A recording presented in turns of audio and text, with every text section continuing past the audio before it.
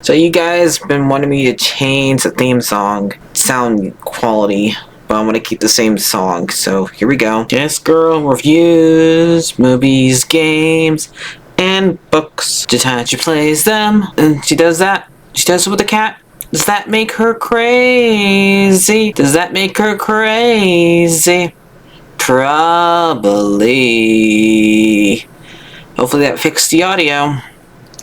Crazy Cat does not own any of these pictures or books or pictures. I use them under fair use for educational purposes, so the people who watch them learn a little bit something when they do it. Hopefully that fixed the audio. I solidly did all those years ago. No, I don't want to do this. I'm scared of this thing. Alright guys, so I fixed the audio at the theme. That was recorded way back with one of my original microphones. So hopefully, since I have been still getting some complaints with my audio, hopefully me fixing, erasing every evidence of my old microphones allows me, hopefully nobody complains about my audio. People need to remember I'm just doing this by myself. Nobody is. Maybe I even edit all by myself, so I don't have any hands, and I don't got very much money, so hopefully no more complain about the audio stuff. So yeah, I've been wanting to watch this movie again because of One Piece had an arc that kind of reminded me of this movie, and I did want a lot of times when they talk about this movie, they don't talk about the real history in this movie, like how Mexico was really founded. Even though now I'm not Mexican, but I just want to try my best to give the history that I know from when I talk about movies that have historical fiction, like this movie is.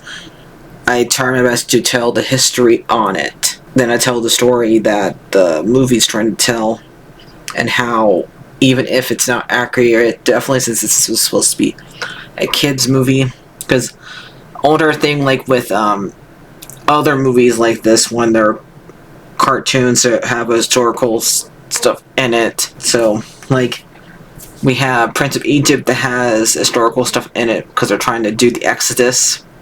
We have Hercules, Balto, and a bunch of others, even though some of those, the ones that Prince of Egypt and Hercules are both myths, there's still some historical stuff to it.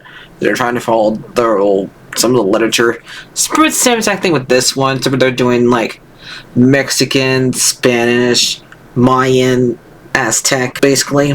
Because that's the roots of this movie. Now, El Dorado was a legend that was made about a city with gold, and that has not only been foretold in Mexico, they even think that's in America too, because pretty much everybody, and a lot of people think there was gold over here.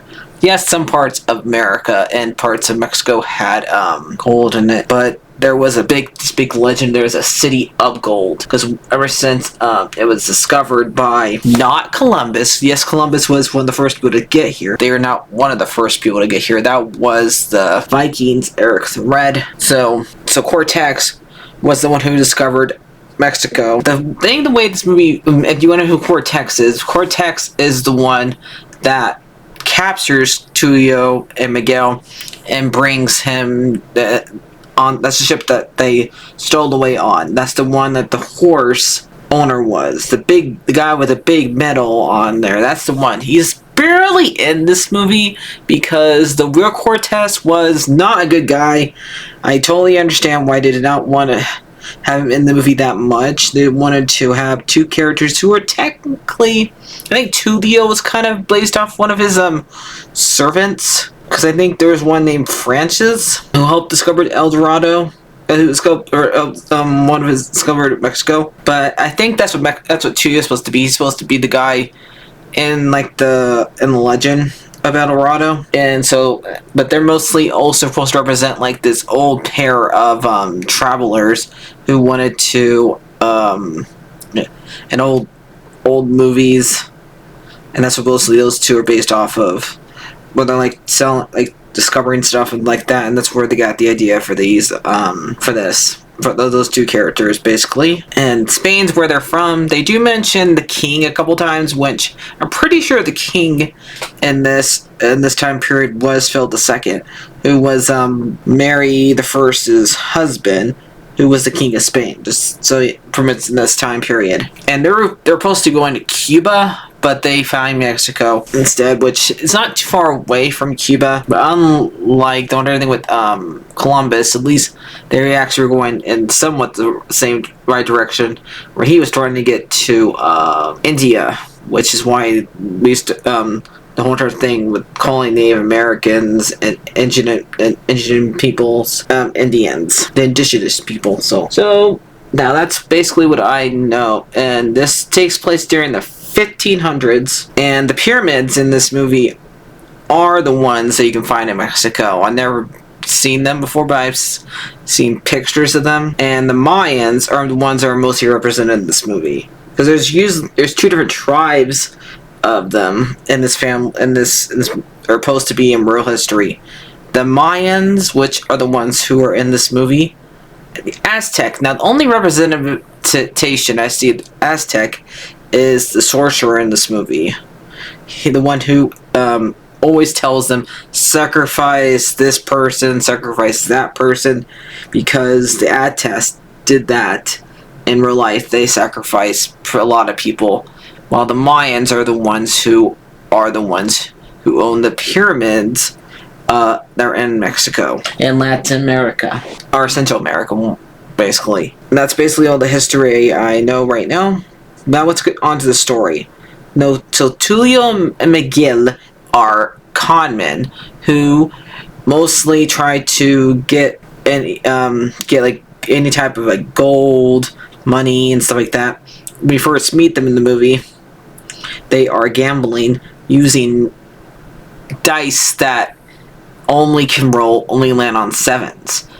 Up until the guy who they're gambling with offers them a map of El Dorado. Now, the whole map part does not make sense to me, because if Cortez is supposed to be the first person besides the Mayan and the Aztec to land on to sail to Mexico and Central America, how is there a map for it? I mean, I guess they had to have some way for like them to find El Dorado, but there was already talk of it. I just don't know where the map come from.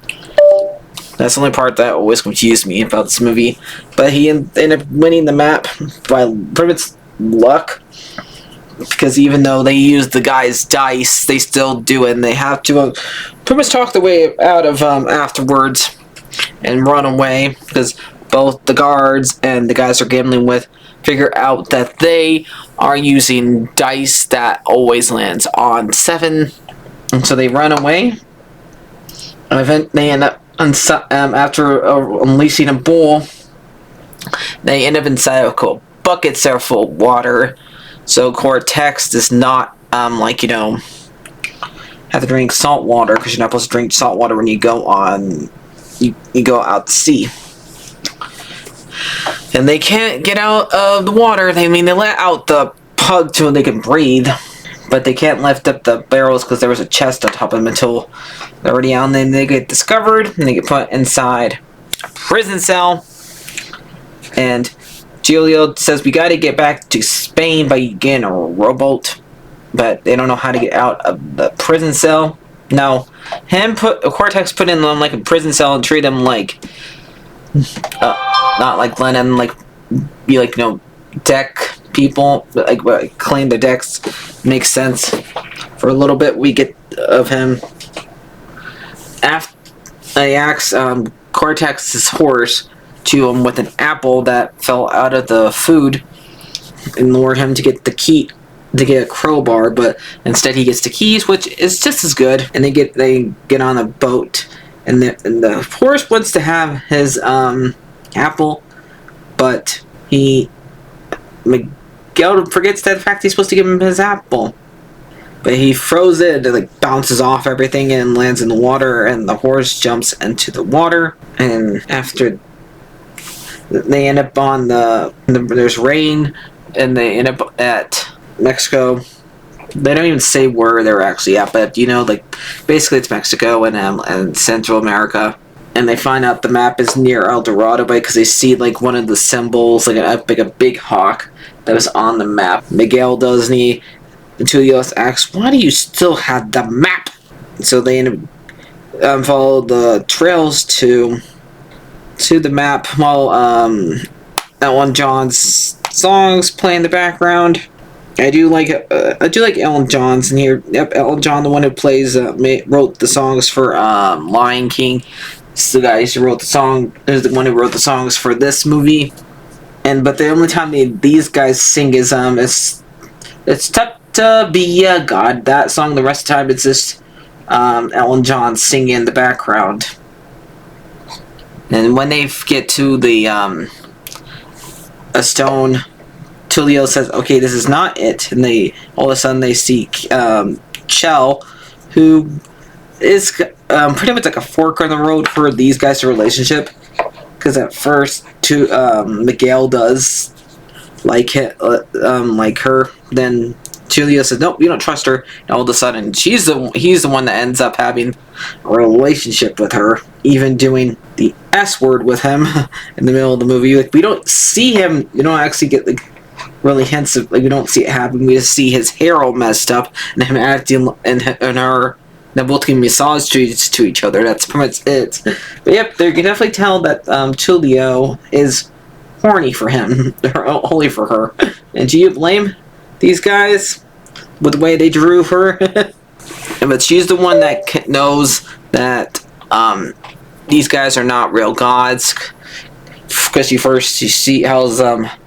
hears them at this is a con, but she can help them able to understand this new culture that they have waltzed into.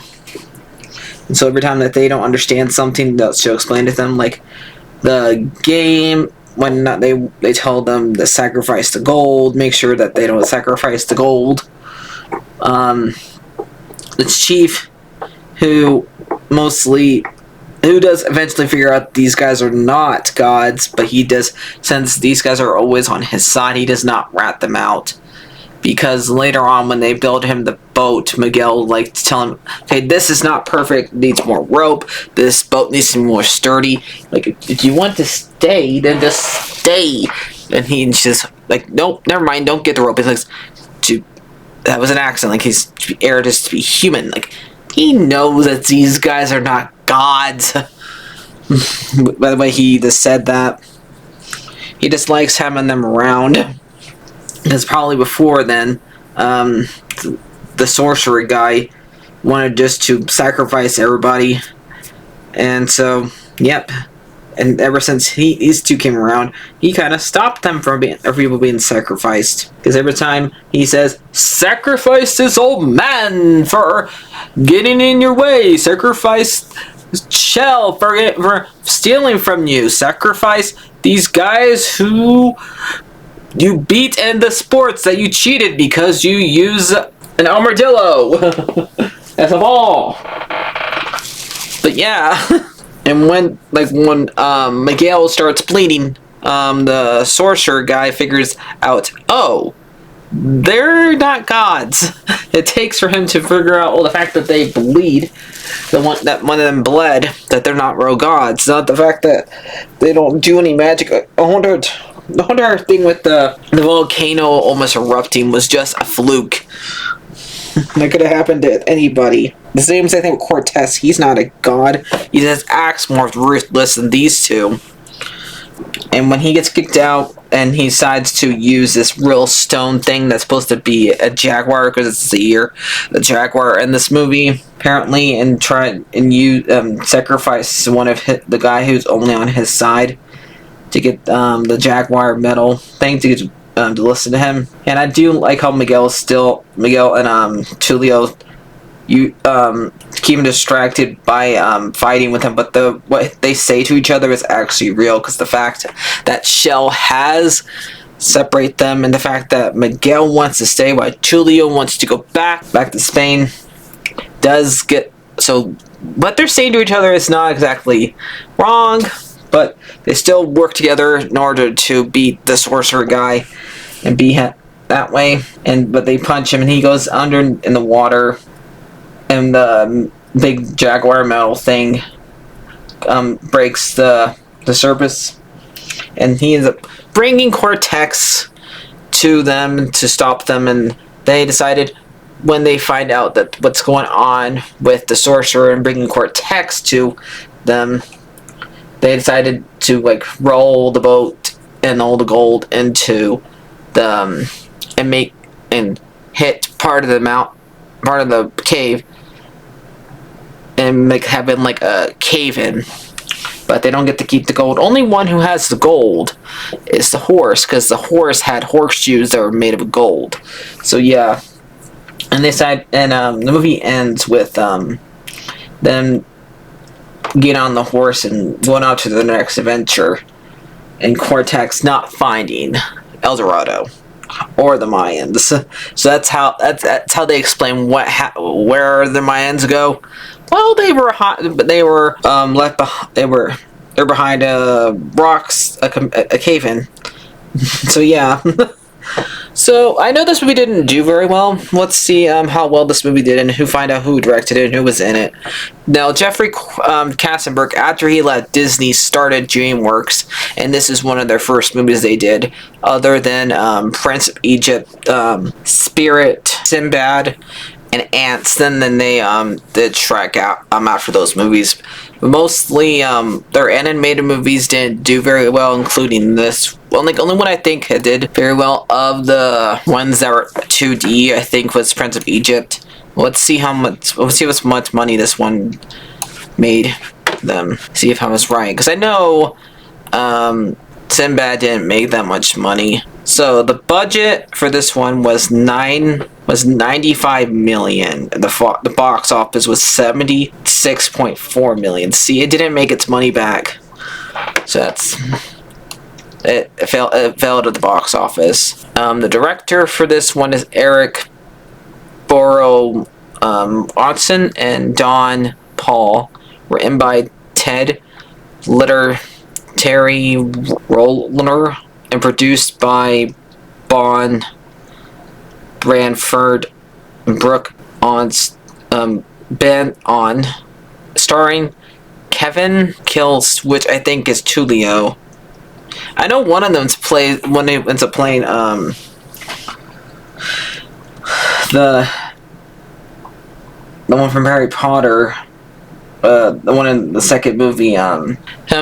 I know one of them plays Gilderoy Lockhart in Harry Potter. Yep, the one who always makes people forget and then takes credit. Pretty much quite close we did in this one. They were way worse, because Miguel's not like this in this, but he is a con man. And we have Kent Brandon, then Rosie Parents, R.N. Mand, Zuden Lee, Edward James O.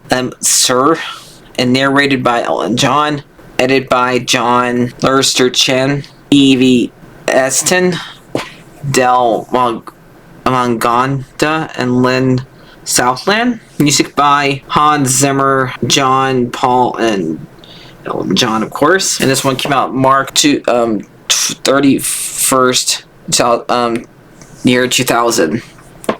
So, yep, that's basically it. So, if you guys enjoyed that, like, favorite, and subscribe. I know I have a hard time pronouncing names. There will be 5 pictures for all the guys who made this movie, but hope you guys enjoyed this. I give Road to El Dorado a 7 out of 10. I know it didn't do very well back when it came out, but I think it's developed a cult following for movies that came out before Shrek. So there you go. Like, favorite, and subscribe, and I really hope I fixed the audio this time. So, bye-bye.